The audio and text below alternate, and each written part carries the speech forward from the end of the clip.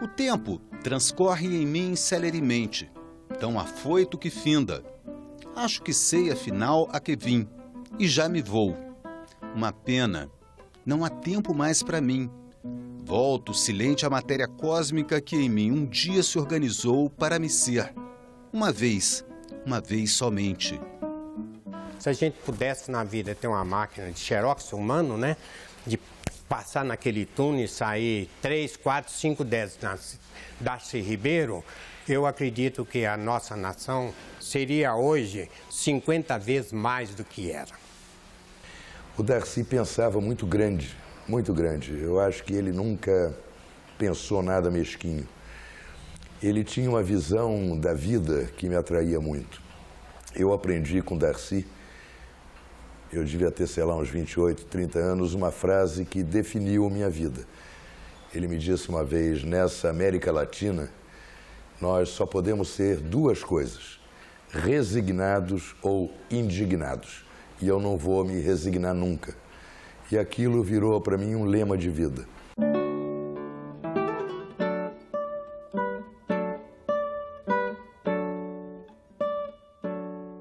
A infância dele foi em Montes Claros, cidade natal dele. Ele perdeu o pai muito cedo. Quando ele tinha 2 anos de idade, ele perdeu o pai. Então, ele foi basicamente criado pela mãe, que a partir da morte do marido, se estudou para professora, formou e exerceu o magistério até aposentar. Eu tenho 2 vantagens que os meninos não têm. Meu pai morreu, eu tinha 3 anos. Então não teve nenhum pai chato me domesticando, não é? E eu não tive nenhum filho que para domesticar, ainda não tive filho nenhum. Então eu não fui domesticado, nunca domestiquei ninguém. Então eu estou um ser livre. Porque não foi isso que eu digo aos meninos. Não se deixe domesticar tanto. Tua mãe te estraga. Ele tinha um tio, né, que farmacêutico, e tinha muitos pacotes de azul metileno. E um empregado falou assim, não sei para que o fulano, eu esqueci o nome dele agora, precisa de tanto azul de metileno. Esse azul de metileno que dá para atingir todo o Oceano Atlântico. Um dia eu roubei 1 quilo de azul de metileno na farmácia do meu tio e joguei dentro do reservatório de água da cidade para ver o efeito. A água ficou toda azul, a cidade ficou apavorada. Eu fiquei também com medo da mamãe morrer, mas a vontade de ver o efeito era maior do que o medo de matar a população toda da cidade. Foi um escândalo na cidade, né? A mãe dele ficou horrorizada com a brincadeira dele, deu uma surra nele daquelas, né? Eu era muito malandro, muito brigão. O meu irmão muito solidário comigo. Eu brigava, sujava a camisa de sangue, ele ia roubar outra camisa para mim, para minha mãe não perceber. O meu irmão, mais novo que eu, até hoje, ele que toma conta de mim. Eu sou uma espécie de tutorado dele, porque ninguém na vida confia muito em mim, não. Eu preciso sempre alguém me cuidando, me orientando. E era meu irmão, meu primeiro guia foi esse meu irmão. Tinha falecido os pais da mãe dele, da minha avó, e eles foram morar junto com os 2 filhos, 2 irmãos mais novos de minha avó. Então, ele é criado na infância pelos Silveiras, que ele define a família Silveira, era muito religiosa, ele falou, pio, bestas e pobres, eles eram muito católicos, e ao contrário dos Ribeiros, que eram extremamente mais fechados, e elitistas, e ricos, empresários, e mexiam com agropecuária, também inclusive tinham banco, fábricas de tecido importado na época do Rio de Janeiro, quer dizer, da Inglaterra, depois veio pelo Rio, veio até carros de boi até Montes Claros.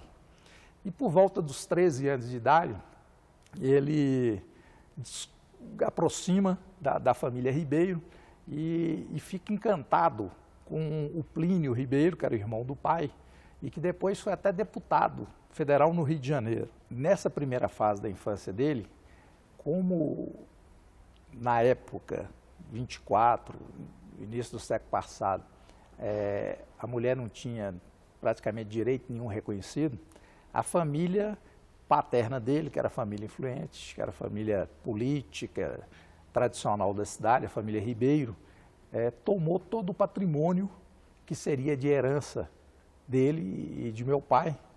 Minha avó só teve os 2 filhos e a única coisa que restou foi algumas ações do Banco Comércio e Indústria, que o pai era sócio e era ação nominais, que ficaram para os 2. E que minha avó depois, quando chegou na idade de cursar a faculdade, eles foram para Belo Horizonte e utilizaram essas ações para pagar o custeio deles em Belo Horizonte. E o Plínio era um aristocrata, um médico, que tinha uma grande biblioteca. E ele fica apaixonado pela biblioteca e começa a ter interesse com a leitura. E começa a ler os gregos e começa a ler tudo que tem da biblioteca e se apaixona e começa a forjar ali o intelectual que ele viria a ser depois.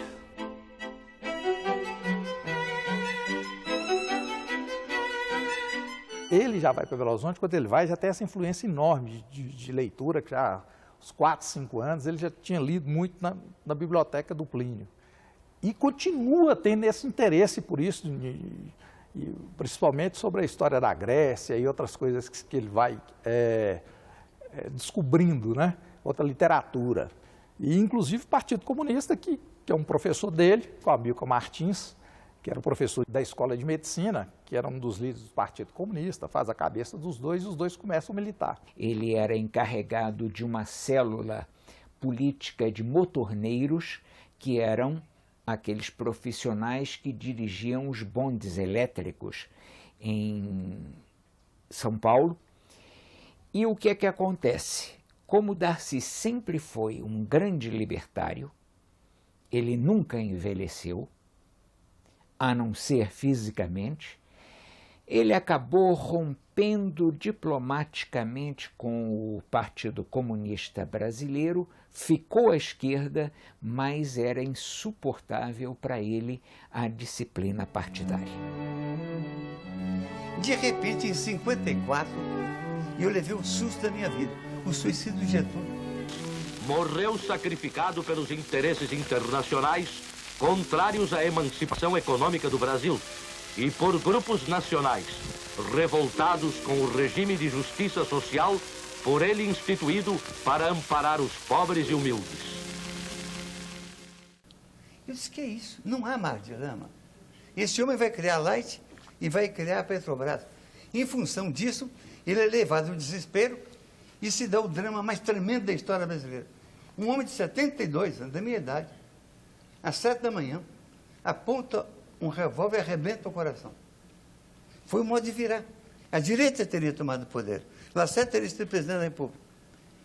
Quem foi eleito foi JK. Ele deu uma virada tremenda na política brasileira. Essa virada fez a minha cabeça. Eu aí comecei a pensar, não é o meu papel tentar fazer o que é factível de melhor aqui e agora? Ele sempre foi envolvido com o destino de todos os homens, porque ele foi comunista durante a juventude. E isso fez com que ele tivesse essa visão de que ele tem um compromisso com o destino de qualquer homem no planeta. Sempre fui, em toda a minha vida adulta, um cidadão ciente de mim mesmo como um ser dotado de direitos e investido de deveres. Sobretudo, o dever de intervir nesse mundo para melhorá-lo. Darcy continua, simultaneamente ao estudo de medicina, fazendo várias cadeiras, não sei como chamava na época, seria hoje optativas, no curso de Ciências Sociais. E é reprovado em medicina. A partir daí, ele define que não era a carreira que ele queria e opta para fazer sociologia e muda para São Paulo e vai estudar na Escola de Sociologia de São Paulo. A Escola de Sociologia e Política congregou pessoas da área da sociologia, da antropologia. Na Escola de Sociologia e Política estavam o Baldus, que era de origem alemã. O Baldus mandou uma carta para o Rondon, me recomendando. E, incrivelmente, o Rondon me adotou e me ofereceu que eu fosse trabalhar com ele para estudar os índios. Para mim era importante que eu ia com os índios, estudar os índios, tentar compreender e através deles compreender o humano. Então é uma coisa muito ambiciosa e eu me lancei nisso.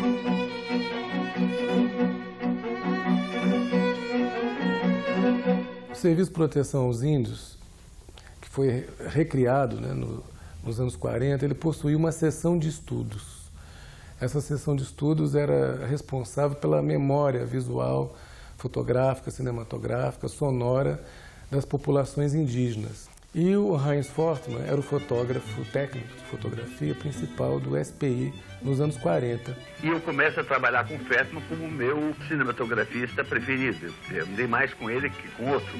Então fizemos 2 expedições fundamentais. A primeira, grande, foi em 1949 e em 1950. 2 vezes nós fomos para fazer o filme dos Índios Urubus. Eu queria, e ele entendeu perfeitamente, eu queria um filme diferente. Até então a tendência era filmar um índio no dia de festa.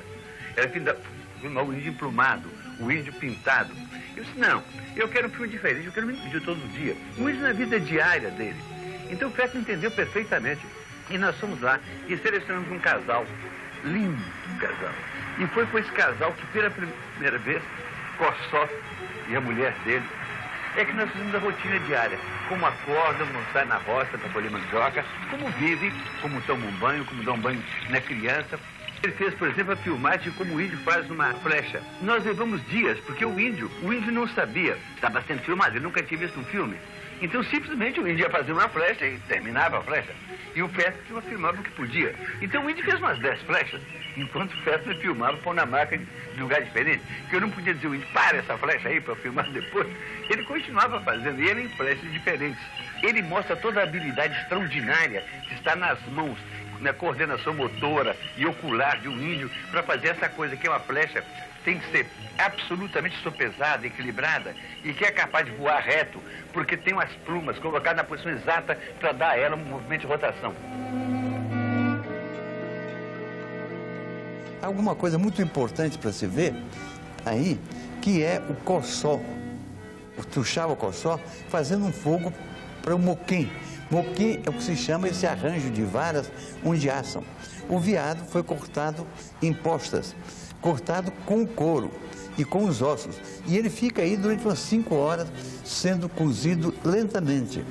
E o ruim disso é que todo mundo anda meio faminto nessa época do ano lá, e todo mundo fica sentindo o cheiro daquela carne assando sem poder comer, porque os índios, só quando está completa é que começam a dividir, cada um se deita numa rede e recebe um pouquinho da carne com um pouquinho de farinha, mas fica comendo durante horas. Os índios se ocupam durante o dia inteiro na aldeia. É claro que depois de uma caçada grande, deitam na sua rede para dormir, porque uma caçada exige muito trabalho. Mas as mulheres lá, como aqui, têm que fazer as tarefas diárias, de apanhar lenha, de apanhar água, de cuidar dos filhos, né? Mas muitas horas passam também as mulheres fazendo ceifatos e os homens cuidando de manter suas armas. Os mais velhos se especializam em fazer esses cestos, chamam jamachim, esses cestos perfeitos que usam para carregar carga, né? São cestos que usam para ir apanhar milho, mandioca na roça. As roças são muito grandes e os índios têm sempre 3 roças. A que estão plantando para comer no ano seguinte, a que estão comendo agora e a mais velha que eles já comeram, mas onde estão crescendo mamoeiros, cajueiros, uma quantidade de plantas para fazer flecha que chegam a crescer é na roça velha. E eles estão sempre cuidando de abrir um pedaço na mata para fazer a roça nova. A mandioca, que é uma invenção indígena, uma descoberta indígena, é uma coisa formidável. É o único alimento que se guarda a si mesmo, não precisa de depósito.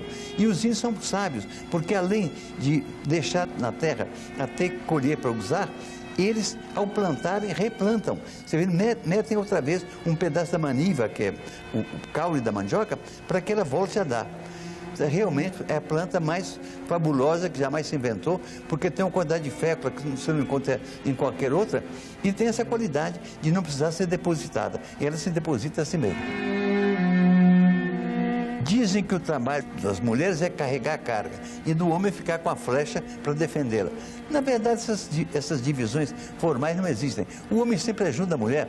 É claro que a carga dela é mais pesada que a do homem, mas ele vai à roça também, pega mais mandioca que a mulher e na ida para a roça só leva como arma o seu facão de trabalho, não o seu arco e flecha, porque ele está aí numa roça que fica pertinho da aldeia.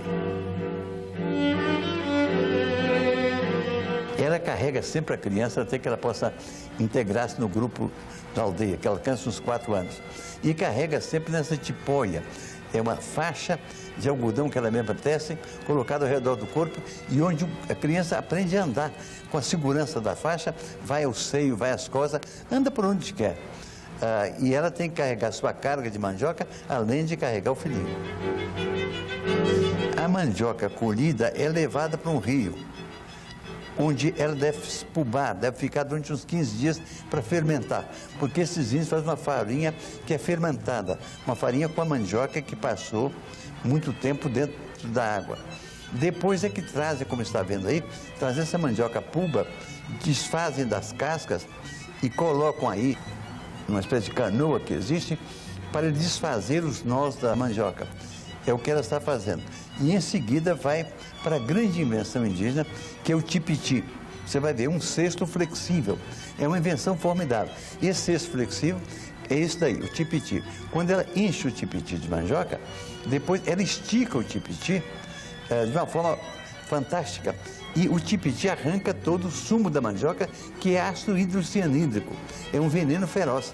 Então a mandioca tem que ser levada a uma temperatura alta, mais de 70 graus, para se livrar desse veneno. Mas, para não ter perigo nenhum, os índios arrancam esse veneno, tiram o veneno, através desse cesto flexível, que é o tipiti. O menino fica brincando ali perto e eu ficava com medo dele pegar aquele veneno e tomar. E ela disse, não, ele sabe que não é bom. Quer dizer, como ela nunca mente para ele sempre confia nela. A mandioca passada no tipiti é depois passada nessa peneira, para ficar mais fina. Depois disso é que a mandioca vai ser torrada. Você vai ver, vai ser posta nesse grande forno, que a peça de cerâmica maior que os índios fazem, chega a ter 2 metros de raio. É uma peça enorme, colocada em cima de casa de copim, e aí cada índia faz isso uma vez por semana. Aí ela passa toda a sua mandioca, torra, para convertê-la em farinha, que é o principal alimento dos caapó.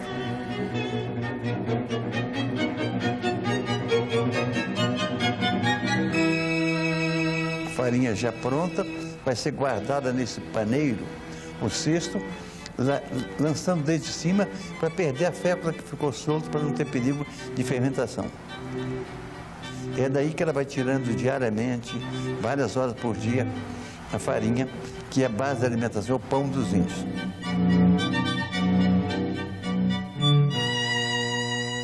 Uma das formas principais de comer a mandioca é o chibé. É colocar numa cuia água na mandioca, na farinha, para que a farinha entumeça. E assim, deixa algum tempo, a mandioca começa a inchar e ela fica bebível. Então, está o menino sabendo o que é chibé, pedindo, dá a minha parte, dá o que é meu. Está ele aí, olha, pedindo ao pai e com a sua cuiazinha também, querendo tomar o que é dele, querendo pôr na cuiazinha dele. Aí, não achou nada no dele.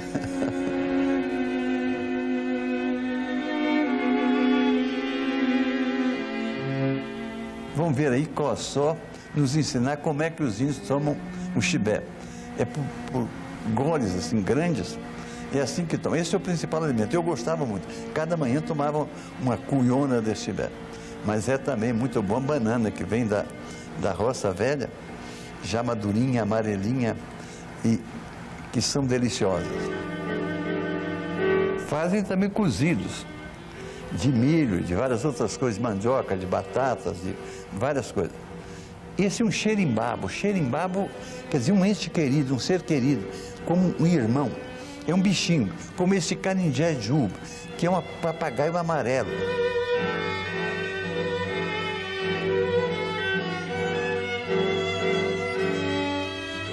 Da mata trazem também frutos. Isso é bacuri, o fruto mais gostoso da Amazônia. E realmente, quando chega alguém carregado de bacuri, é uma alegria na aldeia, todos se aproximam para pegar o seu. Inclusive as crianças, né? Pelo fato dele ter sido um antropólogo jovem, né, que fez suas primeiras pesquisas na nossa região pantaneira, tanto junto aos Terena, que é o meu povo, como principalmente junto aos Cadiuel, ali na região central do Pantanal, ela foi fazendo com que a gente percebesse que nem todo homem branco era contra o índio, né?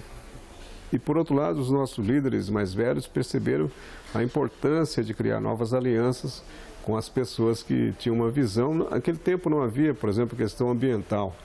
Mas quando você demarcava, lutava pela demarcação das terras, que era o objetivo de fazer o governo se envolver mais na questão, isso trazia para nós a ideia de que era preciso mostrar também que as águas do rio, os peixes, né, os animais do campo eram importantes também para o equilíbrio daquela região. Ninguém viu os índios como eu, Vilas Boas, ninguém viu, conviveu com eles e não saiu encantado. Aquilo que é indianidade, uma gente que pode nos ensinar solidariedade humana, não há briga. Eu nunca vi um índio quebrar a cara do outro. E também, na prática, foram esses índios que nos ensinaram a viver no trópico, a cultivar 100 espécies de planta, nas roças 45, coisa que vão do milho ao feijão, a tanta coisa a mais. E também no mato conservar ou cultivar fruteiras. Então 100 plantas foram domesticadas pelos índios, tiradas da floresta, do estado selvagem e postas em uso. Quantas árvores, quantas plantas nós domesticamos, com tantos botânicos que temos, com tantos cientistas?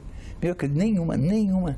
Então, essa herança foi tremenda, imensa. O projeto mais ambicioso que eu fiz de documentação indígena, e eu acho também o mais ambicioso do FEFNA, foi o funeral Bororo. Os Bororos têm o funeral mais trágico, mais terrível, mais dramático e mais belo do mundo.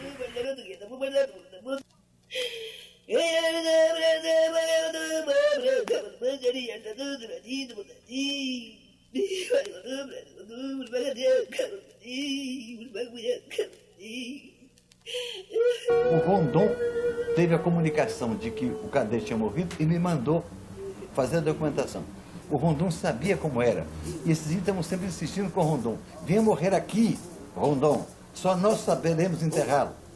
Só nós saberemos honrá-lo. Porque o Rondon era de ascendência Bororo. Então ele mandou a mim. Eu fui lá com um aparelho de gravação em que o Rondon tinha um discurso em Bororo para os Bororos, dizendo: olhem para ele, ele sou eu. Olha, os olhos dele são meus olhos, olhando para vocês. Ele está vendo vocês para mim.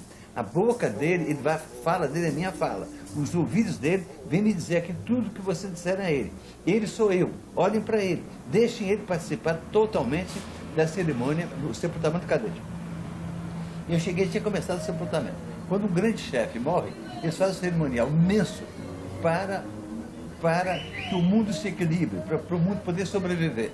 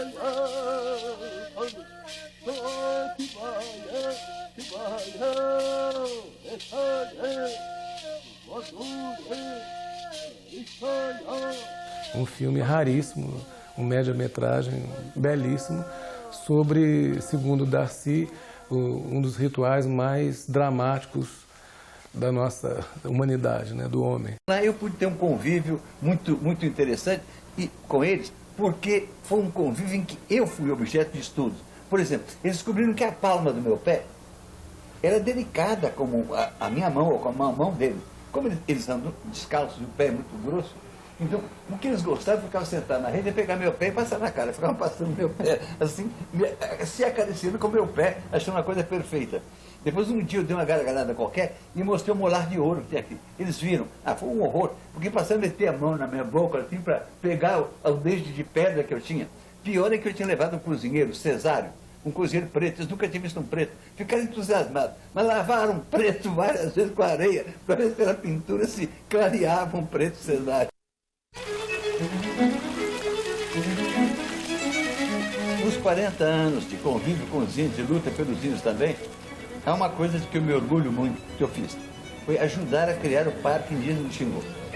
Me preocupava o seguinte, o Xingu, aquela sociedade fantástica que eu descrevi, com aqueles povos de línguas diferentes que mantiveram convívio entre eles. Se deixasse a civilização entrar lá, entre as suas aldeias, eles seriam liquidados, teriam desaparecido. Então eu tive uma ideia de procurar Getúlio Vargas e de apresentar a eles um trabalho que estava sendo feito nos irmãos Vilas Boas, que tinham chegado lá e tinham estabelecido um bom contato com os índios. E eu propus a Getúlio o seguinte, eu não podia dizer a ele para dar terra para os índios, para dar uma propriedade aos índios, que eu queria muita terra. Então eu disse a eles, olha, eu dizia ao presidente, olha presidente, se fizermos um grande parque aí, e um parque que eu proponho de 4 milhões de hectares, para esses índios, que eram menos que 3 mil, se fizermos um grande parque, será um modo de reservar um pedaço da natureza brasileira.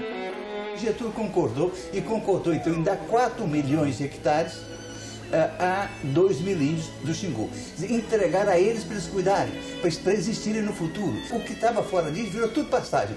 Qual é a vantagem de você ter uma floresta que pode existir e que é uma coisa pujante, milenária que está ali, para pôr capim? Já tem capim demais por aí. Então o Getúlio concordou e foi criado o Parque do Xingu. Para aquela época, esse tipo de modelo foi muito importante porque conseguiu, de certa forma, transformar o Parque Indígena do Xingu num centro sagrado da vida indígena e do meio ambiente que envolve aquela região. O melhor do meu trabalho, talvez, tenha sido a criação do Museu do Índio. Foi realmente uma coisa linda levar o Rondon, que se emocionou muito vendo o Museu do Índio, porque foi o primeiro museu do mundo projetado para lutar contra o preconceito contra o índio. Descreveu o índio como um topal, canibal, preguiçoso, violento, mau e ruim e feio. Era preciso mostrar os índios como contemporâneos e não como passado, e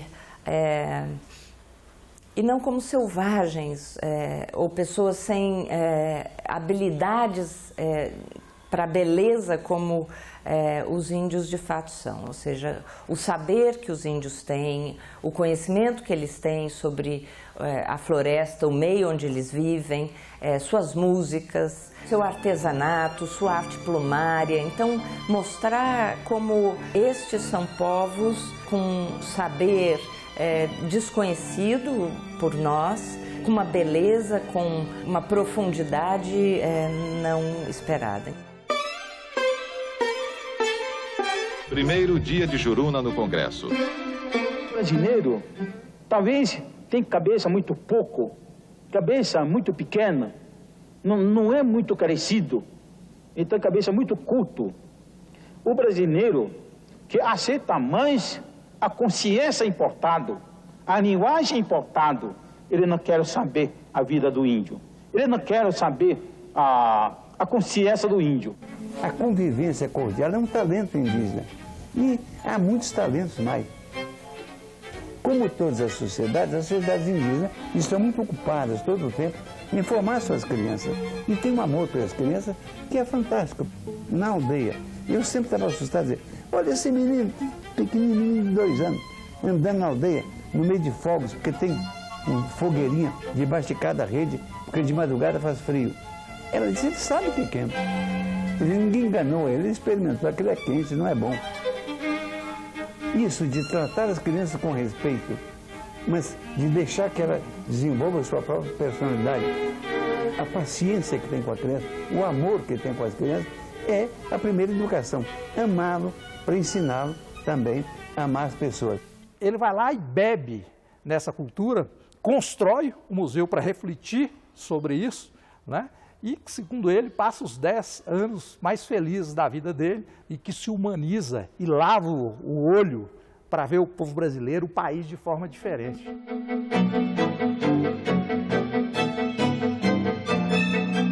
Ele dizia que ele tinha 2 santos, Rondon e Anísio. Meu santo Rondon, que o ensinou a amar os índios e a respeitá-los e a assegurar o seu direito à sua própria cultura. E Anísio Teixeira, que o havia trazido para a educação e mostrado como era possível transformar esse país através da educação. A relação se deu entre os dois, principalmente no INEP, né, onde ele conheceu Darcy. E ele sempre disse, Darcy, de que muito que ele aprendeu da escola de horário integral e tudo isso era uma proposta que vinha de Anísio Teixeira. Nós nos amamos a vida inteira, nos identificamos muito um com o outro. Eu passei a ser o principal discípulo e o principal colaborador de Anísio. Eu tive então que entrar na educação. Primeiro trabalhando com Anísio, como segundo de Anísio, na defesa de uma escola pública honesta e boa, que era a nossa tese, contra a posição de Dom Helder Câmara e de Carlos Lacerda, que defendia uma escola privatista, que o dinheiro da educação fosse dado para a escola privada. Era um antagonismo muito sério. Ele vê a educação como um desafio político, da forma de transformação da realidade brasileira. Anísio o convence que a forma mais efetiva era mudar os homens, para depois mudar a sociedade. E aí monta um grupo também grande de intelectuais, e ele muda para o Rio de Janeiro, e já estava lá com a SPI, mas aí vai trabalhar no Ministério da Educação com Anísio. E coordena as primeiras pesquisas sobre a realidade da educação no Brasil, a partir desses 10 escritórios que é montado nas principais capitais brasileiras. O engajamento dele com Anísio Teixeira, com essa luta pela escola de tempo integral, foi fundamental também no direcionamento dele para uma visão maior das missões que o Brasil tem. A questão da reforma agrária, né? A questão da ocupação do solo, um compromisso com a diversidade e as potencialidades que o Brasil tem hoje. Darcy herda de Marx aquela ideia que ele enunciou de que a filosofia não deve ser contemplação, mas deve ser instrumento de transformação do mundo. Os filósofos até aqui interpretaram o mundo. O que urge é transformá-lo. É o que ele fez na sua dimensão de homem político. A luta para criar a Universidade de Brasília foi terrível, porque havia oposição também. Então tinha que atuar muito junto ao presidente. Só uma universidade pode dar a Brasília a cultura, o saber.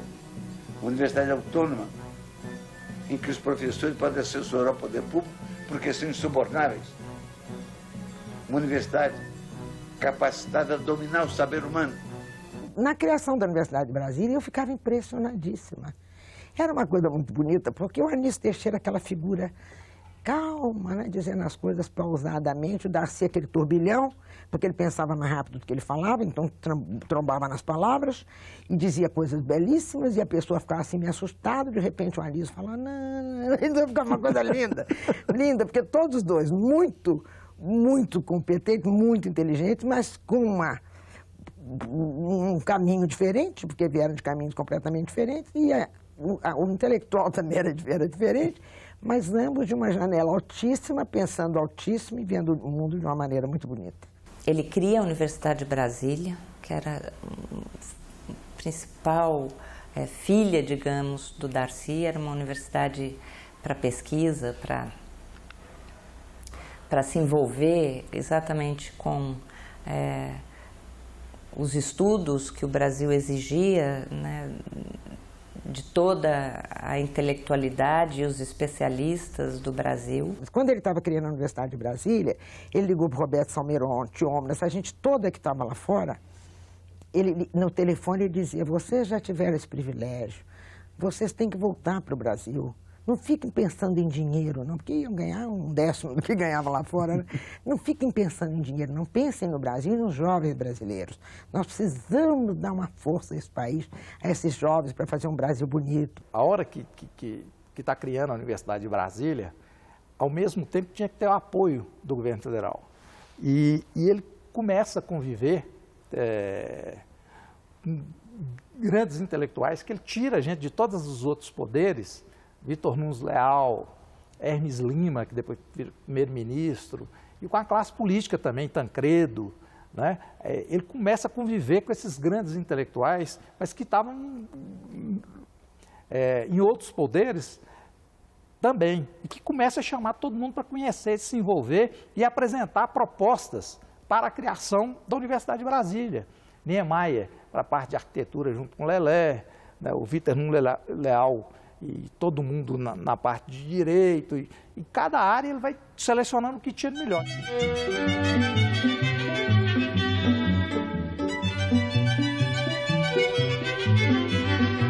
Era uma beleza o que ocorria no setor das artes, da música popular, do cinema. Tudo floresceu no Brasil. E nós todos estávamos cheios de entusiasmo. Todos acreditavam, com otimismo, que o Brasil ia dar certo. A juventude também estava muito identificada com o país, achando que ia dar certo, que o Brasil ia dar um grande passo. O governo Jango também teve incorporado alguns dos melhores intelectuais brasileiros.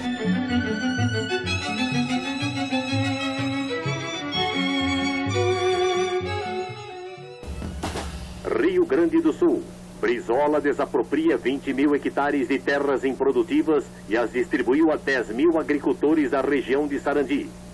A reforma agrária feita em termos da reforma da nossa Constituição, indo ao encontro dos anseios da nação, vai proporcionar mais do que qualquer outra medida ou providência essa tranquilidade que nós todos reclamamos, que a reclamamos em benefício do desenvolvimento no nosso país. Foi aprovada pelo Congresso, foi mandada pelo Congresso, que era: nenhum brasileiro é lícito ter terras improdutivas. E na época, como todos os latifúndios eram improdutivos, fala assim, que o latifundiário só poderia, o proprietário de terra, só poderia ter o dobro de reserva do que ele produzisse. Então, se ele tivesse 100 hectares, se ele produzisse 50, os outros 50 ficavam intocáveis. Mas que se mais de 50% da área fosse improdutivo, a qualquer brasileiro era lícito cercar, pedir para cercar até 100 hectares e produzir naquela terra. E a título de indenização de aluguel da terra para o proprietário, pagaria 10% da produção. O controle do capital estrangeiro chegou a ser aprovado na Câmara e no Senado como lei de remessa de lucro, que o Jango regulamentou. Um dos meus orgulhos é ter sido o chefe da Casa Civil do presidente João Goulart. O Darcy foi um grande chefe da Casa Civil. O Darcy era um homem universal, tinha conhecimento praticamente de tudo. E ele tinha a simpatia de arregimentar as pessoas.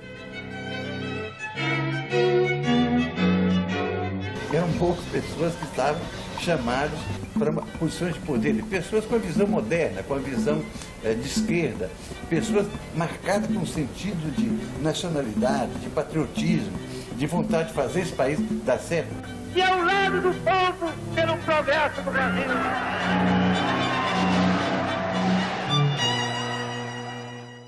E ele se engaja nisso e passa a atuar de uma forma muito mais ampla nas questões das transformações necessárias do país. Né? Então, acho que aí foi um engajamento político mesmo dele, ou seja, eu sou um homem político. Para estar neste mundo, eu tenho que estar também comprometido com as transformações necessárias, políticas.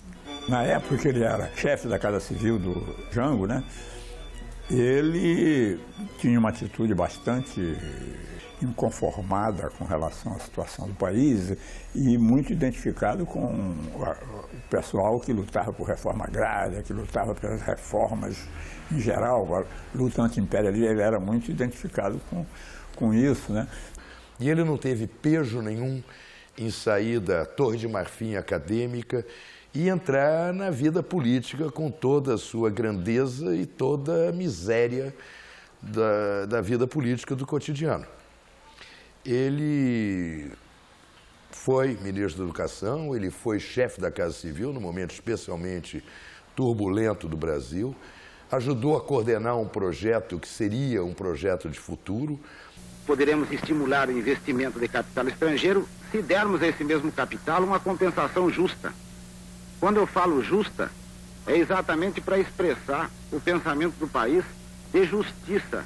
Ela não pode obter também lucros excessivos.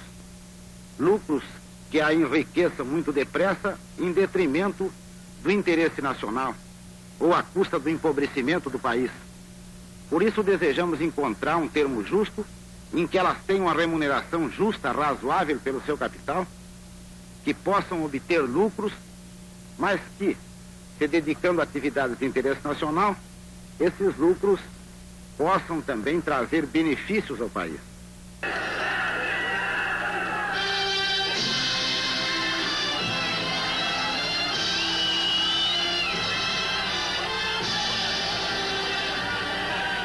It is time for foresight, because Brazil is growling and rumbling with potential explosion. Ele sempre disse, e eu acho que ele estava certo, que o governo do Jango foi derrubado pelas qualidades e não pelos defeitos.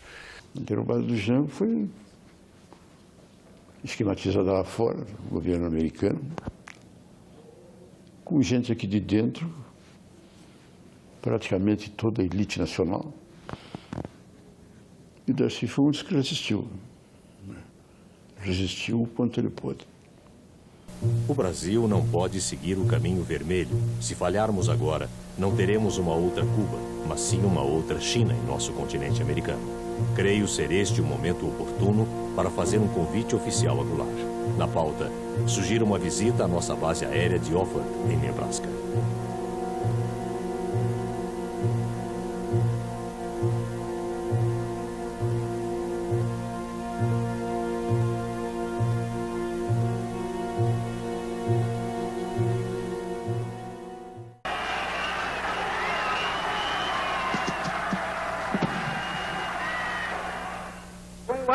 Testemunho da nação, com a solidariedade do povo, reunido na praça, que só o povo pertence, o governo, que é também o povo, e que também só o povo pertence, reafirma seus propósitos inabaláveis de lutar com todas as suas forças pela reforma da sociedade brasileira.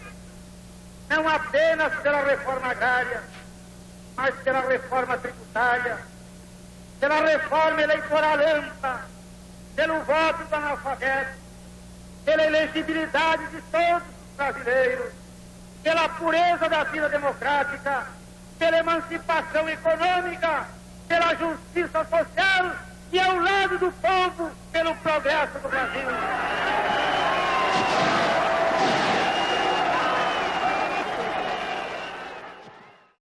Quando se criou aquela situação do golpe, né, que os militares se levantaram, o 4º Exército se levantou em Belo Horizonte e marchou na direção do Rio de Janeiro, e aí começou o movimento do golpe mesmo, para a derrubada do João Goulart. O Jango estava empurrando para que esse caminho não ocorresse, para dar soluções, para concatenar, para dar terras. O Brasil seria outro hoje se o projeto de reforma agrária que apresentamos ao Congresso, a 15 de março, tivesse sido aprovado. O golpe, então, se articulou como um golpe estrangeiro, financiado pelos norte-americanos e por outras potências, subornando generais, subornando políticos, todos sabendo dos escândalos dessa casa do IBAD, da quantidade de dinheiro que foi posto na mão de deputados e senadores que aceitavam ser coniventes com o princípio deles, que era manter o Brasil tal qual é, porque era lucrativo para eles, era bom para eles, indiferentes à sorte do povo. Aí o Jango determinou que o Cruel fosse em direção a Juiz de Fora para combater as tropas do Mourão, o que era uma brincadeira, porque as forças do Segundo Exército eram infinitamente maior do que o contingente de Juiz de Fora. Só quando, de repente, o Cruel, que era amigo do Jango, amigo pessoal do João Goulart, companheiro dele, fez uma exigência, dizendo que ele ia com as tropas em direção a Juiz de Fora desmontar o Mourão, desde que o João Goulart desse uma declaração dizendo que ele era contra o comunismo. Tinha uma declaração que era, para o Jango, machucava o Jango, quer dizer, ele deixava ele numa posição muito humilhante e ele não quis assim. Atenção, Brasil! Atenção, Brasil! As tropas do Segundo Exército, sob o comando do general Cruel, já sitiaram o estado da Guanabara. Convocamos uma reunião de intelectuais na UNE naquela noite, gente de tudo quanto é área, de cinema, de teatro, de escritores, de jornalistas, e fizemos um grande debate e uma manifestação de apoio ao governo. Já por volta de meia-noite e pouco, nós tivemos notícia da adesão do general Cruel, que era comandante do Segundo Exército. Na realidade, foi um golpe perfeitamente articulado, coerente, que eu digo, ideologicamente vinha de antes, e que está totalmente enquadrado na chamada Doutrina de Segurança Nacional, elaborada e posta em prática pelo Pentágono norte-americano. O golpe se deu, inclusive, com um golpe do parlamento. É o presidente do Congresso Nacional, o senador Auro Moura Andrade, que deu o golpe, fazendo a parte dele junto com a parte do golpe militar que as Forças Armadas davam naquele instante.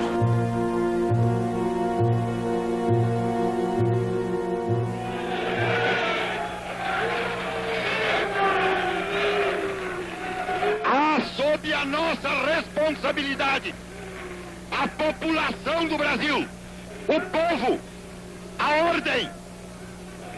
Assim sendo, declaro vaga a presidência da República. Tivemos uma noite muito grave aqui no Senado, sob a presidência de Auro Moura Andrade, que declarou vaga a presidência da República, embora Darcy Ribeiro tivesse feito um ofício dizendo que não estava vaga, que o Jango estava no país. O Jango estava em Porto Alegre, na casa do comandante do 3º Exército, em lugar certo e sabido. Então ele praticou de uma violência e o Congresso participou dessa violência. Então vai um grupo de 6 a 7 pessoas ao Palácio do Planalto, inclusive o Basílio. Está tudo às escuras, porque o último a sair de lá foi o Darcy Ribeiro, que era chefe da Casa Civil do Jango. E deixou aquilo abandonado. E eles não sabiam, já era tarde, e não sabiam exatamente onde eram as luzes, para poder acender as luzes. Basílio, presidente da República, já em exercício, proclamado pelo presidente do Congresso, o Aura. Muito bem, então estavam procurando a luz. E, de repente, um isqueiro Salvador foi aceso e conseguiram localizar. E quem acendeu esse isqueiro foi o adido militar da Embaixada Americana. O Darcy ficou em Brasília e resolveu organizar a resistência lá no Palácio do Planalto, só que depois não deu em nada e ele terminou tendo que abandonar a tal resistência ao golpe, né? Porque o golpe já estava realmente consumado, né? Nós fomos ao aeroporto, ao passar para o aeroporto levando o presidente João Goulart, que queria embarcar para Porto Alegre. Isso é noite já do dia 1º de abril, né? Praticamente o Rio de Janeiro já tinha caído, São Paulo já tinha caído. Quando nós voltamos, nós sentimos, né, que o aparato, né, já se tinha formado de conspiração para que o Congresso Nacional tentasse votar o impedimento do presidente João Goulart. É preciso corrigir a data. O golpe mesmo, a ocupação do governo, foi no dia 1º de abril. Não foi 31 de março. 31 de março deram porque era uma data neutra. E 1º de abril não é data neutra. Eles ficaram com receio de que aquilo virasse a uma, como entendeu? A uma gargalhada. porque você sabe que a gargalhada tem um grande poder. Uma gargalhada bem dada derruba um governo. Consta, segundo testemunhas, que no dia 1º de abril de 64 estava o Darcy no gabinete do chefe da Casa Civil. Deram-lhe uma arma para se defender quando o Palácio do Planalto fosse invadido. E certamente o Darcy não sabia nem manejar essa arma. E alguém mais sábio disse: olha, Darcy, esquece esse negócio, vai embora, não vai ficar aqui para enfrentar tropas porque você está sozinho, pega o avião e vai para o exílio com o Janco. E foi, felizmente, o que ele fez. Rubens Paiva foi quem montou a logística de que, cumprindo a deliberação coletiva dessa reunião nossa, que nós, os que não tínhamos mandatos, nós éramos membros do Executivo, Darcy e eu, nós iríamos para o Rio Grande. Então o Rubens montou a nossa saída, um aviãozinho, um teco-teco de lona e tal, monomotor, né? E Rubens nos levou, a mim e a Darcy, nos levou na madrugada do dia 4, do dia 3 para 4. Nos levou na madrugada para o aeroporto de Brasília. Nós nos escondemos lá numa moita e veio o aviãozinho na hora em que o aeroporto abria os seus voos ordinários. Veio contratado pedindo autorização para ir a uma cidade de Goiás aqui. E ao invés de ir para a cidade de Goiás, nós nos dirigimos na busca da fronteira do Mato Grosso com a Bolívia e escutamos o noticiário em que se anunciava que o presidente João Goulart acabara de descer no dia 4 de abril. Acabara de descer ontem, 4 de abril, o presidente João Goulart acabou de descer no aeroporto de Carrasco, em Montevidéu, e pediu asilo político ao governo uruguaio. Nós tomamos a direção do Uruguai e fomos descer lá no Uruguai.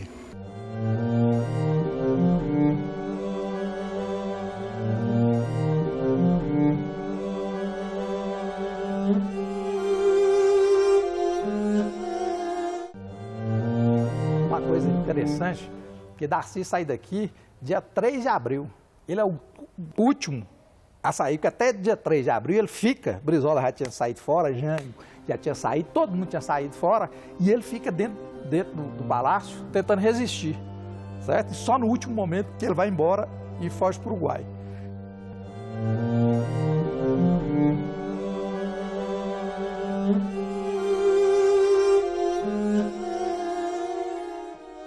Aquela era a minha hora de chumbo, hora que eu preferi estar morto a sofrê-la, a hora do derrotado.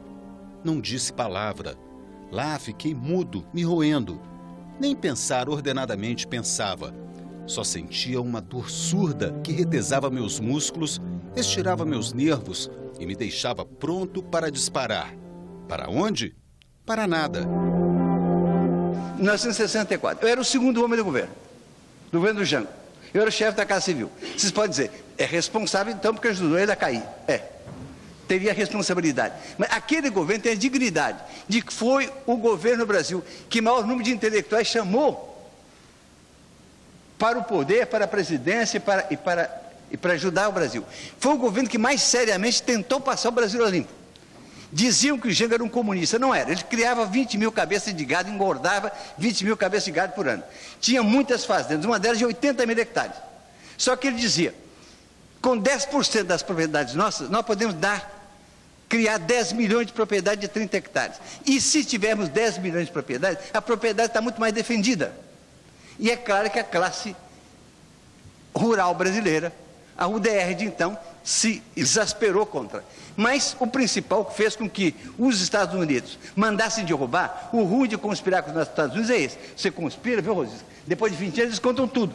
Então, O Lyndon Johnson já contou tudo, já abriu seus arquivos. Então sabe como eles mandaram frota com navios, com armas, com munição, com mantimento para Espírito Santo, para invadir o Brasil, para ir socorrer Minas Gerais. Você aceitaram fazer o Vietnã no Brasil. Podia não ter tido uma guerra civil com a morte de 1 milhão, 2 milhões, 3 milhões de pessoas. Quem não quis lutar foi a esquerda. Eu até achava então que devia brigar. O Jango não quis aceitar a briga, preferiu o exílio. Mas veja, nos momentos em que surge uma possibilidade de passar o Brasil a limpo, de dar uma virada, a direita se articula toda e impede que isso seja feito. E isso sistematicamente. O presidente João Goulart renunciou porque ele não queria derramamento de sangue. Esse é o ponto. O governo do Jango, conciliador, persuasório, incapaz de violência, que eu acho mesmo, às vezes, que ele podia ter um tom de violência um pouco maior, porque não há crime maior do que perder o poder. Mas não era da natureza do Jango. E a preocupação dele não contribui de forma nenhuma para uma guerra fratricida em que podia morrer 1 milhão de brasileiros. Ambassador Gordon and the American government welcome the change. This is headquarters for 1,200 Americans on government service throughout Brazil. Their objective is to keep the most important nation in Latin America firmly committed to the West. Nós devemos olhar 64 e dizer que nunca mais se repita isso. Que nunca mais se repita.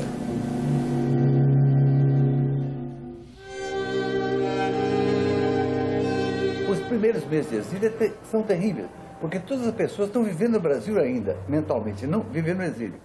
Eu era obrigado a viver lá, porque já era pessoa da universidade na primeira semana. Tinha 100 e tantas pessoas intelectuais que trabalhavam comigo. Quando exilado pela ditadura militar, Darcy aproveitou esse período para um mergulho na América Latina, que de certa forma foi um prolongamento do seu mergulho no interior do Brasil. Era comum em nosso continente viver olhando para o hemisfério norte e dando as costas aos vizinhos sul-americanos. Darcy não era assim. Hoje o sonho da Irmandade Continental tornou-se muito mais nítido com a existência do Mercosul e da Unasul. Um sonho de Darcy, um sonho desse novo Brasil. Imediatamente, ele é contratado, porque já era conhecido o trabalho que ele tinha feito pela criação, muita repercussão da Universidade de Brasília. Ele é convidado pelo presidente do Uruguai para reformar a Universidade do Uruguai, a Universidade Federal, a Universidade Oriental do Uruguai. Encontrei-me no Uruguai, exilado. Vinha de ter tido muito poder no Brasil. Eu estava tentando passar o Brasil a limpo e nos derrubaram. Minha sensação exilado é de que tinham me cortado as mãos, os pés. E eu me dizia, por que o Brasil não dá certo? Por que não deu certo? Estava tudo tão próximo da gente fazer transformações fundamentais. E fracassamos outra vez. Por quê? Por que fracassamos? Fracassei em tudo que tentei na vida. Tentei alfabetizar as crianças brasileiras, não consegui. Tentei salvar os índios, não consegui. Tentei fazer uma universidade séria e fracassei. Tentei fazer o Brasil desenvolver-se autonomamente e fracassei. Mas os fracassos são minhas vitórias. Eu detestaria estar no lugar de quem me venceu. Logo depois do Uruguai, tem um momento da vitória de Allende. E Allende, quando Darcy está no Uruguai, Allende faz algumas visitas a ele e no debate como é que foi o golpe no Brasil. Queria entender. Allende era um grande intelectual, que as pessoas não percebem isso. E Darcy discute minuciosamente, durante dias com eles, por que não deu certo o processo brasileiro, que tinha tantas virtudes, tantas propostas interessantes, que não deu e como é que foi a intervenção. Né? E questiona ele e tenta compreender como é que é esse processo. E quando Allende assume o governo, convida Darcy para trabalhar com ele. Darcy fica trabalhando ao lado, numa sala, ao lado do presidente Allende. E, inclusive, desenvolvendo vários projetos para o governo e alguns discursos, redige vários discursos também para o presidente Allende no Chile. Isso dá ao Darcy também uma visão de fora e maior, é onde ele consegue, no exílio, construir a teoria dele de antropologia da civilização, vendo o país de fora. Esse afastamento, então, foi importante para que ele construísse esses 5 volumes de teoria da antropologia da civilização. Ele no Uruguai ajudou a reformular a Universidade Uruguaia. Ele no Peru ajudou a pensar na reforma agrária do general Velasco Alvarado. Ele foi assessor do presidente Salvador Allende no Chile. Por onde ele andou, ele mexia nas coisas com 2 olhos. Um olho onde ele estava e um olho no Brasil. Porque dos 2 olhos vinha a visão dele de América Latina. Fernando Gasparian, que era dono da editora Paz e Terra aqui no Rio, apareceu lá em Lima e convidou o Darcy para almoçar, e o Darcy me convidou e nós fomos almoçar juntos lá e tal, e no meio da conversa, o Darcy virou para o Gasparian e falou: olha, o Goulart está escrevendo um livro sobre Augusto dos Anjos, você vai ter que editar o livro, que vai ser um livro brilhante e tal, você vai ter que editar. E você adianta logo um dinheiro aí por conta do direito autoral. E o Gasparian ficou meio sem jeito, né? Aí me deu $100, né? O que chegou numa hora muito boa, que eu via no exílio sem dinheiro, sem trabalho, sem nada. E a verdade é que aí eu fui obrigado a escrever o livro, né? E uma das coisas interessantes que Darcy encontra no Chile é o Oscar Varsarvsky, que era um grande intelectual argentino, que era filósofo e matemática, que desenvolve um modelo de que Darcy falava que era o modelo para aperfeiçoar o socialismo. Darcy começa a desenvolver esse modelo, e aí tem a eleição também do Velasco Alvarado no Peru, e chama para ele, que era um militar, um general extremamente nacionalista, e que convida o Oscar Varsarvsky e o Darcy para desenvolver isso. Quando eles estão desenvolvendo isso lá, o Darcy tem um câncer, e aí começa outro período da vida dele, que ele vai para a França e para ser tratado, e pede para voltar. O povo brasileiro fala: já que eu vou morrer, que era câncer de pulmão, só 5% ainda hoje se salvam de câncer de pulmão, é um dos mais agressivo câncer que existe. Ele passou muito mal lá. Ele passou muito mal, ele estava muito fraquinho, muito fraquinho. Quem salvou ele foi o Zueni Ventura. O Zueni Ventura desceu em Paris, saiu de Frankfurt, desceu em Paris, e quando ele olhou da estação, parece, ele viu uma pessoa sentada no poste, como se estivesse frágil assim. Desceu do trem e quase caiu assim. Ele foi ver o Darcy Ribeiro. Estava passando muito mal, o Darcy levou para o hotel, o Zueni levou para o hotel, cuidou dele e tal. E ele voltou para o Brasil. E ele, só depois de passar por a junta médica conferir, os militares conferiram que o diagnóstico não era falso, que tanto quando ele chega no Brasil para fazer o tratamento, tem que fazer todas as chapas de novo para confirmar que eram as mesmas, que não tinha substituído uma chapa pela outra.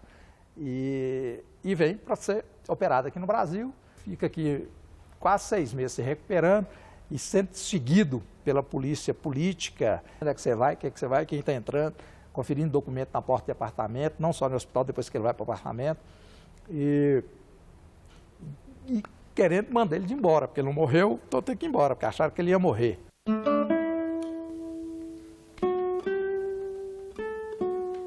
No dia 17 de junho de 1979, se realizou em Lisboa um encontro de trabalhistas vindos do Brasil e trabalhistas exilados que estavam pela Europa e Estados Unidos e México. E nesse encontro, o objetivo era tratar de reorganizar o Partido Trabalhista Brasileiro, ainda no exílio, porque estava prestes a que houvesse a abertura política no Brasil, a anistia política ia ser promulgada e, portanto, os exilados retornariam. Fizemos, então, um encontro de Lisboa, né? ajudados, patrocinados pelo Partido Socialista Português. Eles nos cederam até a sede deles para realizar um encontro com trabalhistas que foram daqui do Brasil e que se encontravam em outros países também, que procuramos concentrar, e saiu de lá uma decisão que está aí na nossa história do partido, a chamada Carta de Lisboa. Reconhecendo que é urgente a tarefa de libertação do nosso povo, nós, brasileiros que optamos por uma solução trabalhista, nos encontramos em Lisboa. E se o fizemos fora do país, é porque o exílio arbitrário e desumano impediu este encontro no lugar mais adequado, a pátria brasileira. A tarefa de organizar com o nosso povo um partido verdadeiramente nacional, popular e democrático é cada vez mais premente. Não desconhecemos as permanentes tentativas das forças autoritárias de esmagar os movimentos dos trabalhadores. Mas o repositório de coragem e dignidade dos trabalhadores fez com que eles não se dobrem nem se iludam. E com eles estamos nós, trabalhistas. Nós começamos o movimento para restaurar o trabalhismo.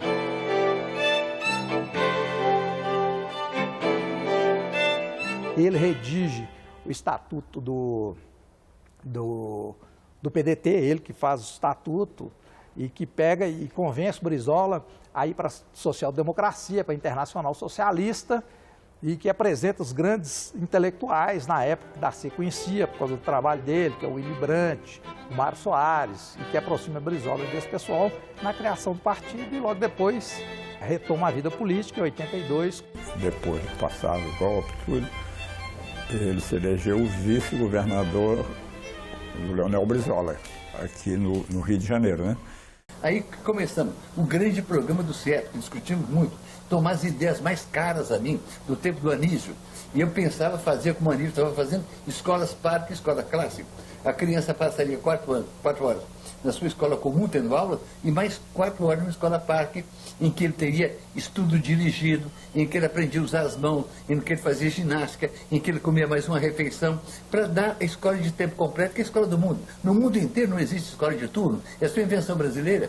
E a criança que vem de uma família que não teve escolaridade prévia, que não estudou, uma criança que não tem casa, a escola, dar exercício fazer em casa é uma banaleira. Esperar que ele tenha quem ajude é um absurdo. Ela não tem quem ajude e ela fracassa na escola. Onde que eu estudo é o CIEP.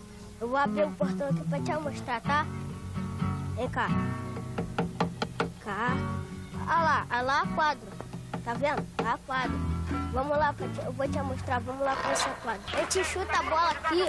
A gente dá um bico e joga a bola lá. Tá vendo? Lá, ó. Olha o gol. Ali a tia com o filho dela. Tá vendo? Ali. Ali. É a opção de livro. Tá vendo? Tá vendo? É livro. Tia, depois eu conserto aqui. Aqui, ó, opção de livro aqui também. Ó. Isso daqui a gente lê historinha. Como vão as coisas? É com lição. Vem cá, vamos lá na minha sala. Ah, meus colegas tudo subindo. Vai pra sala, aí a gente tem a opção de rampa, né? Na minha sala tem a porta amarela. Vamos lá ver. Aqui, ó, mesa, aí meus colegas, todo mundo. Ali minha professora, aqui os desenhos que a gente faz, aqui é a tia. Tia, vem cá, aqui eles trabalham bonito, né? Aqui é a quadra, a gente faz dever. A tia passa dever aqui pra gente copiar. Ah, essa daqui é a nossa tia, essa daqui também, aquela dali, aquela dali, que é de lá. Eles fazem comida pra gente comer. Quer? Quer não? Quer não? Então vou beber e comer. Vai ter feijoada. Ele, quando foi vice-governador aqui do estado do Rio, com o governador Leonel Brizola, ele fez coisas absolutamente revolucionárias, que na época foram ridicularizadas, foram criticadas pela própria esquerda, ou uma pseudo-esquerda, e deixou marcas definitivas. Se depois o CIEP foi abandonado, a culpa não é do Darcy nem do Brizola. Os dois diziam, em 1982, ou o CIEP ou essas crianças de rua vão ser a tragédia do Brasil do futuro. Os CIEPs foram abandonados. Os CIEPs foram abandonados. E com os CIEPs foram abandonadas as crianças de rua, que são uma das tragédias sociais desse país. Talvez o CIEP não salvasse todo mundo. Agora, sem ele, certamente essas crianças iam estar condenadas. Já não são crianças, estão traficando nos morros. Embora tenha sido fundador da Universidade de Brasília, seu primeiro reitor, um homem do ensino superior, a gente vê Darcy Ribeiro muito mais pelo que ele fez pela educação de base, com os CIEPs. A ideia de uma escola onde as crianças chegam cedo, estudam, almoçam e fazem atividades físicas, esportivas e atividades culturais ao longo de todo o dia. Essa foi uma realização de Darcy Ribeiro que, a meu ver, é tão ou mais importante do que a Universidade de Brasília. A ideia inicial do CIEPs eram 300 CIEPs, depois pensou-se nos 500 CIEPs para que todo município do estado do Rio de Janeiro tivesse pelo menos um CIEP. Naquela ocasião, eu acho que nós chegamos a implantar mais de 100 CIEPs, se considerar o estado do Rio de Janeiro todo. O prédio era entregue, era necessário mobiliá-lo, era necessário lotá-lo de professores, era necessário promover a sua matrícula, era necessário contratar todos os profissionais que seriam necessários para essa escola. E cada processo desse, eu dizia que a gente tinha montado uma máquina de montar a escola. Então, fazia parte da equipe, né, de elaboração, de operacionalização do CIEP, e com outras pessoas que trabalhavam na parte de vamos dizer, preparação dos professores, enfim, fazia essa composição. Ao mesmo tempo que se criava os CIEPs, chamou Niemeyer para construir o prédio, né? Ele tinha a concepção dessa escola que tivesse um espaço grande para que as crianças pudessem efetivamente ocupar o espaço, que oferecesse essas crianças oportunidades variadas, desde a aula formal até a possibilidade da arte, do artesanato, do canto, da música, e eles chamam então os animadores culturais. Aí veio com uma outra concepção de escola, bastante diferente daquela que até então tinha predominado na história do Brasil, a não ser a experiência de Anísio Teixeira, que já na Bahia ele já começou a ideia da escola de horário integral. Esse processo durou até 1994, né, dezembro de 94, quando se encerra o segundo mandato de Leonel Brizola no estado do Rio de Janeiro. A ideia do Darcy foi brilhante, mas os governos que vieram depois de Darcy, não tanto no estado do Rio como no governo federal, com o presidente Collor, não deram o segmento que mereciam. A ideia é muito boa.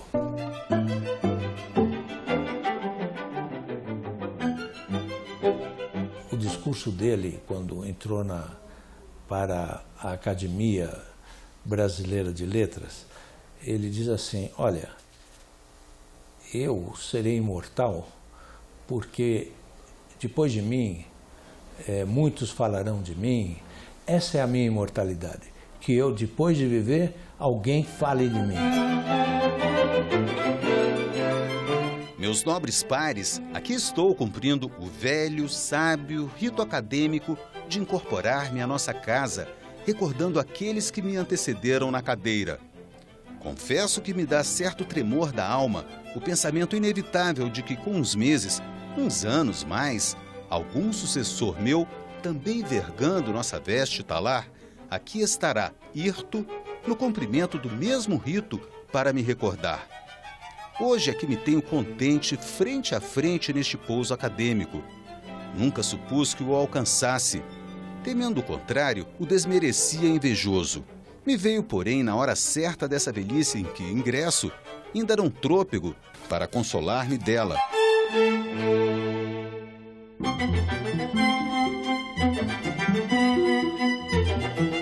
Para mim foi uma alegria na vida ser eleito senador. Eu queria há muitos anos, mas eu tive que ser candidato a governador, a vice-governador, e afinal chegou a minha vez. E fiquei muito contente porque eu tive quase 3 milhões de votos, 2.870 e tantos mil. É muito voto. Se os meus eleitores fizessem uma fila, colocando cada um a mão no ombro do outro, daria para fazer uma fila Do Rio de Janeiro a Brasília, ida e volta. Vocês já imaginaram como é gente?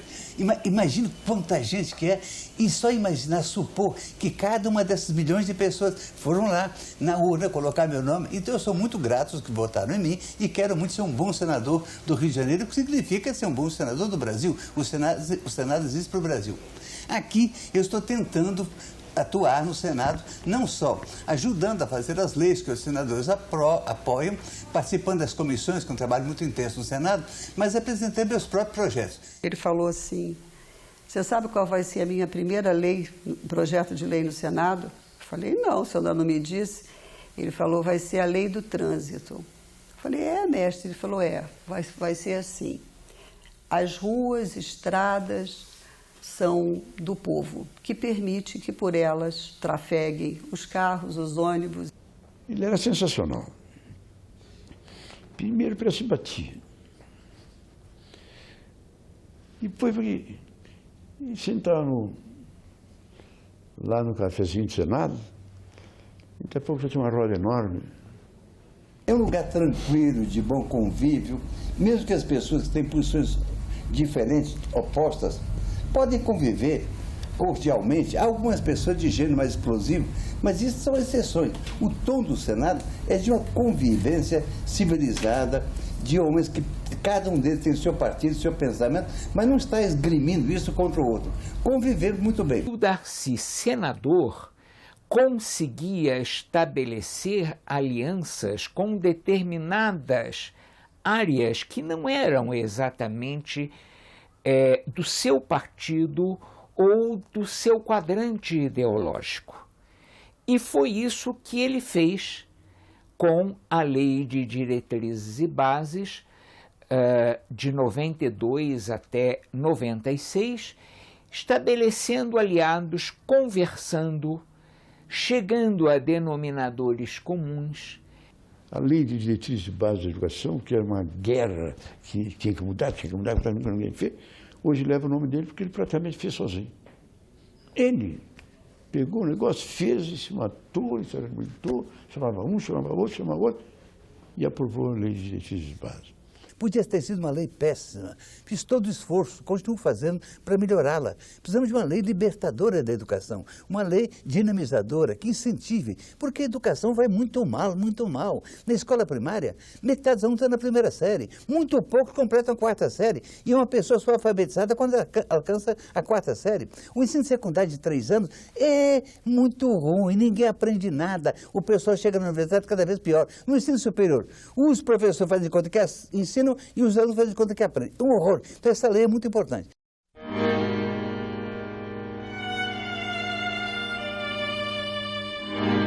Em 90 já é o Darcy lutando pela vida. E o episódio que mais marcou esse momento foi a fuga dele do hospital, onde estava internado, com o auxílio do seu sobrinho Paulo Ribeiro. Foi a fuga dele que revela o quê? Revela o homem inconformista com a situação, um homem rebelde, como foi em toda a sua vida, um homem ousado, porque ele se atreve a romper com as normas estabelecidas, que era para sua recuperação física, ele rompe com todos os protocolos e ele parte para viver o resto da vida que ele sabe que lhe resta, não é? O resto da vida que lhe toca. Ele sai para a luta, não é? Frente a uma situação adversa, ele não fica esperando acontecer. Ele vai e fazer acontecer. Sai, vai escrever. E todo mundo dizendo que ele ia morrer e que, inclusive, já tinham até contratado alguém para tocar no velório, ou uma coisa semelhante assim. E aí ele resolveu fugir do UTI, que ele viu que aquilo não estava fazendo bem. E eu estava com muito medo de morrer e muito medo de não escrever esse livro, porque que diabo? Eu publiquei 2.000 páginas, as pessoas esperavam, eu prometia, era uma teoria, e não terminar, não dar um nó, me doía muito. O UTI é horrível, gente, não entrem não. Se vocês entrarem, fujam. E eu fugi. Mas vem cá, Darcy, não pensa numa coisa dessa? Um homem que nem tu, com a tua seriedade, com a tua competência, fugir da UTI. E ele respondeu, bom, o que vocês querem que eu faça? Eu perguntei para o médico o que eu tinha. Afinal de contas, o que eu tenho? O médico me disse que eu tinha pneumonia dupla. Agora, doutor, esse médico é um burro, eu só tenho um pulmão, mas não vou ter pneumonia dupla. Se eu só tenho um pulmão, como é que eu vou ter pneumonia dupla? E saiu. E na estrada ele parou, tomou um caldo de cana com pastel e aquilo deu um descontrole intestinal. Ele falou, e que foi ótimo, porque aí eu botei a UTI para fora e a partir dessa alta que ele mesmo se deu, ele melhorou muito. Porque uma coisa que é fundamental para as pessoas é a maneira com que a gente enfrenta a doença. E ele enfrentava com muito humor, brincando. Eu resolvi ir para Maricá, que naquela época tinha um acesso muito difícil, a estrada era muito ruim, a casa dele ficava também numa área de difícil acesso, não tinha telefone e mesmo assim ele vai para lá e ele então me diz, eu quero terminar o último volume da minha Teoria da Civilização Brasileira. Esse livro é um livro importante, meu.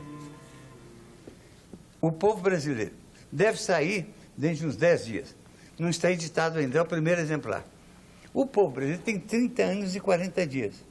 Durante 30 anos eu quis escrever esse livro. Tomei notas, estudei, porque a minha convicção, quando eu comecei a fazer no exílio, eu queria saber por que o Brasil não deu certo quando estava no exílio. Por que perdemos? Por que mais uma vez a direita ganhou? Por que o Brasil não deu certo do ponto de vista do seu povo? E vi que não podia fazer esse livro nenhum, porque faltava uma teoria sobre o Brasil. E levei 30 anos escrevendo uma teoria geral. Uma teoria geral do mundo, das Américas. São 5 livros que têm 96 edições em várias línguas. E esses livros, ter escrito 5 e não escrever o final, para o qual eu me preparei, era uma loucura. Então, quando eu vi no hospital morrendo, eu ia lá, naquele pessoal ia me matar naquela UTI e fugir para escrever esse livro.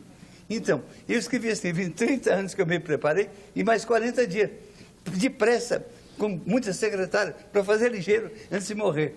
E eu creio que tem uma grande beleza também, porque uma beleza aventura do nosso povo, se fazendo a si mesmo, tal como é uma figura terrível, a brutalidade, a incapacidade, a mediocridade da nossa classe dominante, que aqui o que faz é enricar, é ter vantagem para ela, é juntar, gastar. O Brasil sempre foi um moinho de gastar, gente. Moeu, liquidou 6 milhões de índios que tinham aqui, liquidou, mas 12 milhões de negros africanos. Para quê? Para adoçar a boca de europeu com açúcar, para enriquecer com o ouro de Minas Gerais. Então, a classe dominante sempre se deu bem e continua se dando bem. Mas o povão está aí, com uma fome que é espantosa. Por que fome nesse país? Por que crianças sem escola nesse país? Por que nós só somos melhores do que Bangladesh em educação? É para morrer de vergonha. Então, tanto é bonito esse povo se reinventando, se fazendo, se construindo, como essa classe dominante medíocre, que a gente tem que dar um jeito nela para obrigá-la a aceitar que o Brasil realize sua potencialidade de uma nova civilização, uma nova Roma. Darcy, nessa época, tinha uma certa ansiedade, sabendo que podia morrer logo, que ele queria terminar todos os projetos dele e não deixar para que outros terminassem por ele. Ele tinha um certo ciúmes, com razão, do que eram os projetos próprios, particularmente aqueles literários, né? Então, ele queria terminar O Povo Brasileiro, que era o último volume da Teoria de Antropologia da Civilização. Então, ele me chama para ir para lá. O Darcy, nessa época, era adepto do Macintosh, né? E então, eu peguei o Mac dele e fui para Maricá com ele, com muito medo daquilo queimar lá, porque a energia tinha variações. Levei um aparelhinho para ajudar a conter ali as variações da energia, mas levei o computador e instalei tudo lá e eu passava a semana inteira com o Darcy em Maricá trabalhando todos os dias no Povo Brasileiro. E o Darcy ainda estava se recuperando, ele ainda tinha a abertura aqui do tubo. E eu ficava numa preocupação enorme, um enfermeiro que acompanhava ele ficava conosco lá também. E eu tinha muito medo dele ter algum problema e a gente não conseguir chegar a tempo em algum hospital. Eu me lembro muito que o Darcy ditava. Eu ficava no computador e ele ditava. Depois ele ia descansar, ele se cansava com muita facilidade. Então ele ditava um tempo, depois ele ia descansar, ia dormir um pouco. E às vezes ele parava de falar e eu então ficava com muito medo de ter acontecido alguma coisa. Eu virava devagarzinho e ele estava dormindo. Eu me lembro que eu ficava olhando para ver se ele estava bem, se estava dormindo bem.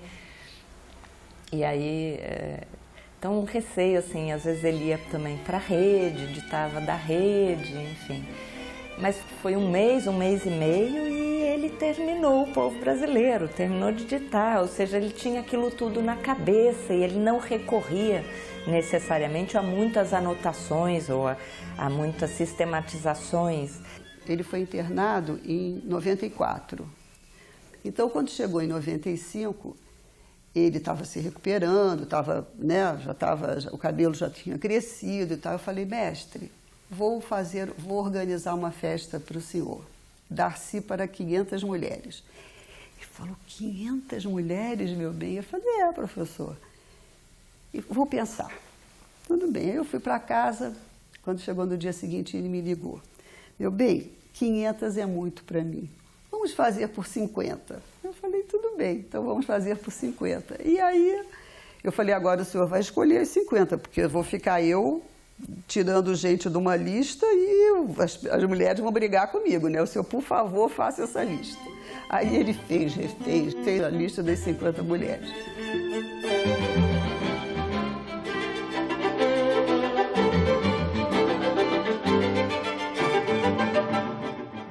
Foi bem interessante, ele gostou muito. No dia seguinte ele ligou para mim e falou, meu bem, foi a melhor festa de aniversário que eu tive. Eu falei, que bom, né, mestre, que bom.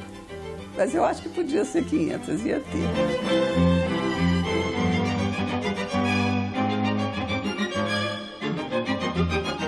Uma das formas também de marcar a relação de Darcy com o campus universitário da UNB foi realizar um de seus desejos, que foi instalar na universidade a sua fundação a partir da edificação aqui em nossa Praça Maior, o lugar central da UNB, de um memorial que foi pensado por ele para acolher seus livros, seus quadros, os registros de sua trajetória, e que foi materializado no desenho arquitetônico de João Filgueiras de Lima, o Lelé, seu grande amigo e um dos seus colaboradores quando da implantação, e que está expresso nesta construção que, na Praça Maior, representa o ideário do próprio Darcy, que tem o nome formal de Memorial Darcy Ribeiro, mas que, enquanto simbologia no desenho e, ao mesmo tempo, na denominação que ele e Lelé difundiram, é por todos conhecido como o beijódromo. Darcy queria designar a dimensão da afetividade na experiência universitária, lembrando que a razão tem que ser sensível. O beijódromo, com este nome tão pitoresco e tão parecido com o tão inspirador, reflete também esse lado humano de Darcy Ribeiro. E entre os arquitetos brasileiros, nenhum melhor do que Lelé, pela sua história ligada tanto a Darcy Ribeiro quanto à Universidade de Brasília, para dar a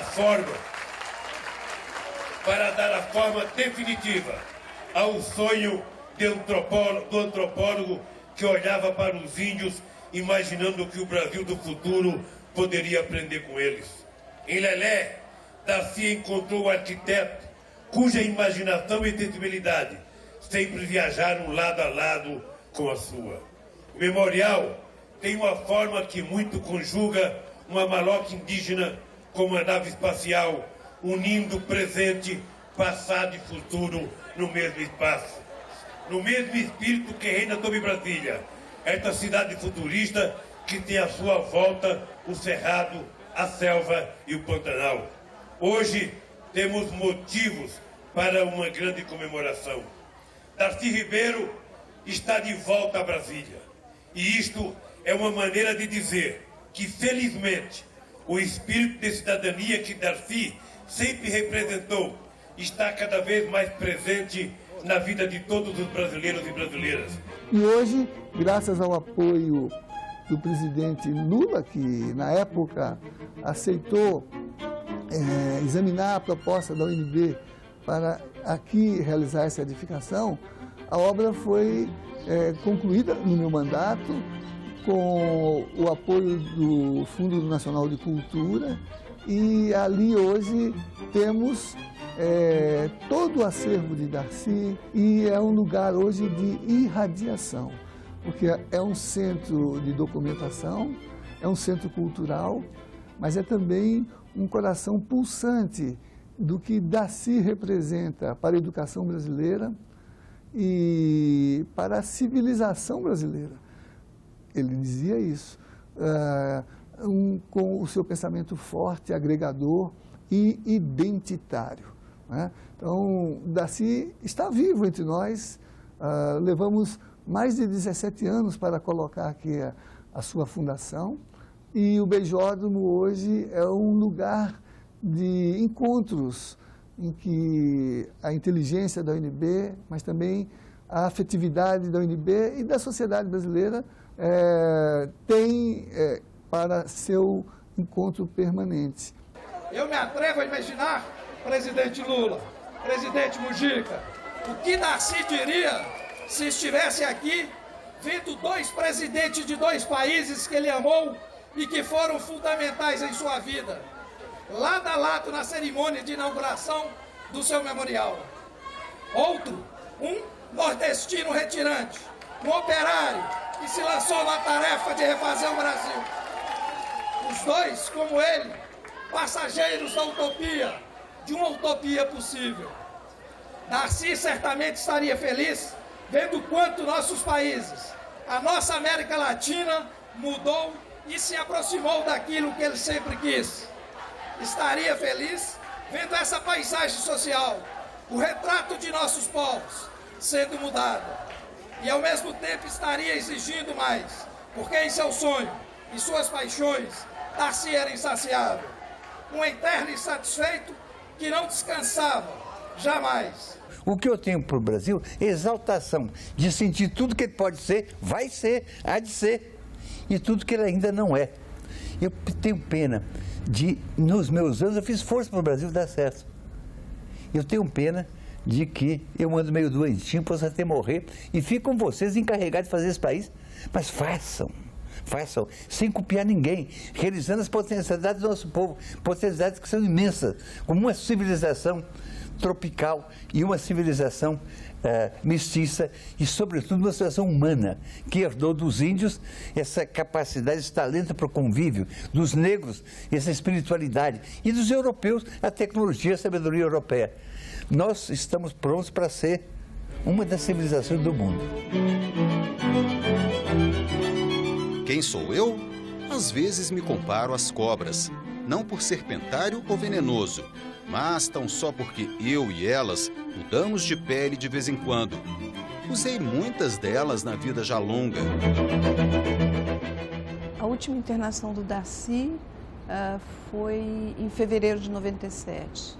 Ele me ligou na terça-feira de carnaval e ele falou: doutora Lucinha, eu acho que agora eu vou morrer. Eu falei: não, Darcy, você não tem talento para morrer, agora você ainda tem projetos, ainda tem coisas. Mas, na verdade, ele tinha fechado os maiores projetos, livro, tudo isso. O meu convívio com ele mais íntimo se deu no final da vida dele. Aí foi... Eu nunca tive tanta história para contar de uma pessoa como no rápido tempo que eu ilustrei o livro dele, Lição de Coisas. Ele já estava muito mal, entendeu? Já estava certo de que ia morrer. Ele dizia: eu não posso sentar, nem sentar ele no colchão de vidro, me dizendo, no colchão de água, me dizendo, Eu não posso nem me sentar, porque meu esqueleto é de vidro, quebra tudo. Mas com bom humor, uma coisa inacreditável.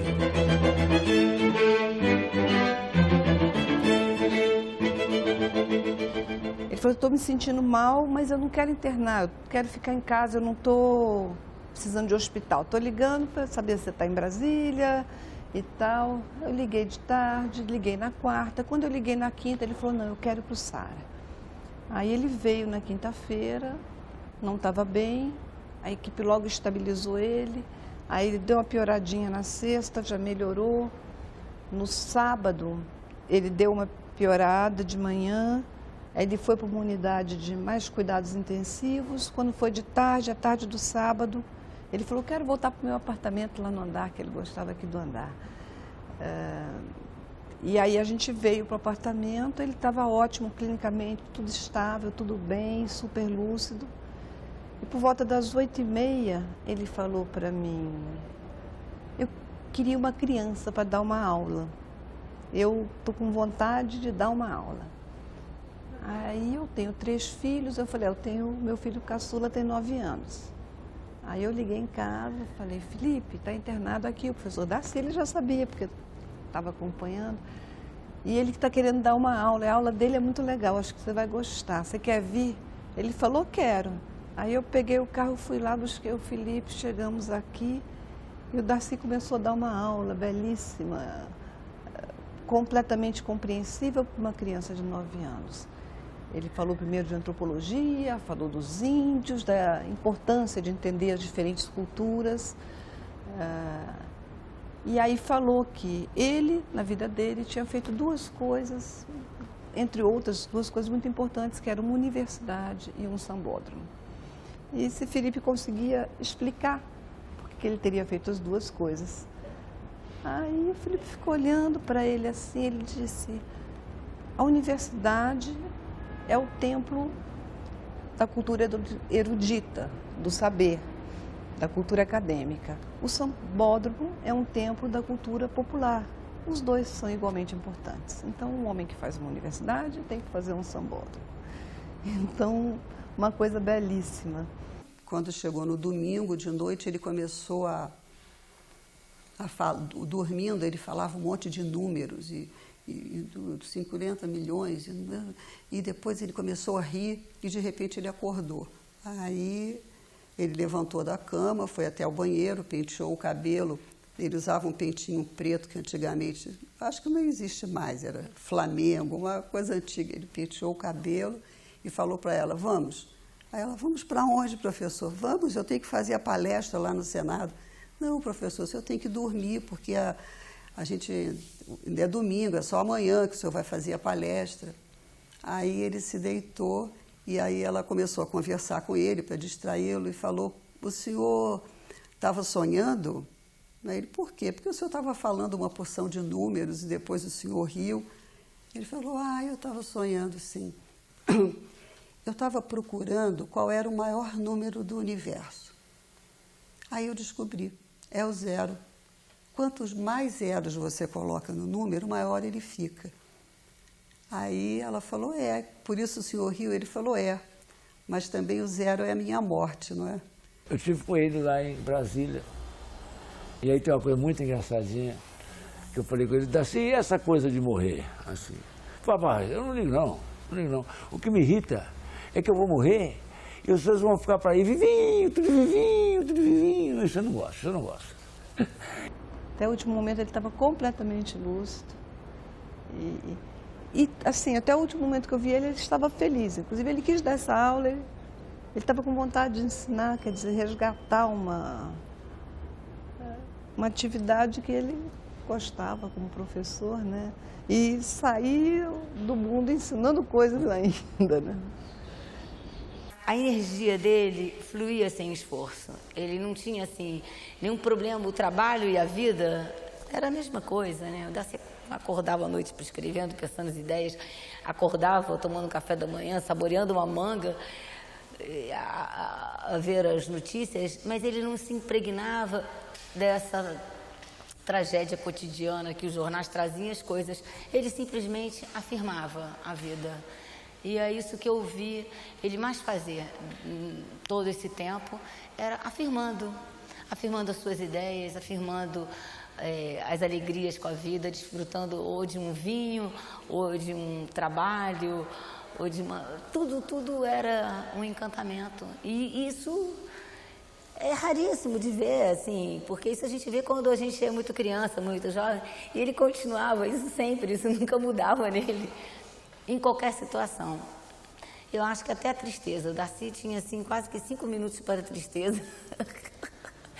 E o não também era... o Darcy, a palavra não, eu acho que o dicionário dele realmente, definitivamente, não tinha esse não.